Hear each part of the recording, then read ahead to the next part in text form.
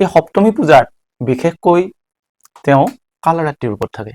সপ্তমী পূজা ভাগ বিশেষকৈ বৃশ্চিক ৰাশি, ধনু ৰাশি, মকৰ আৰু কুম্ভ ৰাশি, এই 4টা ৰাশিয়ে যদি সপ্তমীৰ দিনাখন ব্ৰত উপবাস কৰি মা ভগৱতী কালৰাত্ৰি ৰূপিণী দুৰ্গা দেৱীৰ পূজা অৰ্চনাত বাতাচা নৈবেদ্য আগবঢ়ায় আৰু বেলপাতৰ মালা বা বেলপাত তেখেতৰ চৰণত অৰ্পণ কৰে, তেনেহলে মা ভগৱতী অতিশয় সুপ্ৰসন্না হ'ব। বিশেষকৈ মকৰ, কুম্ভ আৰু বৃশ্চিক ৰাশিৰ এই 3 ৰাশিৰ ব্যক্তিসকলে সপ্তমীৰ ব্ৰত কৰিব পাৰে।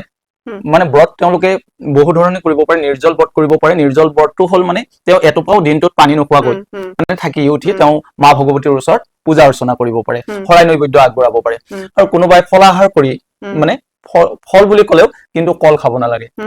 কল খালে ব্ৰতটো ভংগ হয়। সাধাৰণতে টেঙা জাতীয় বস্তু খাব নালাগে।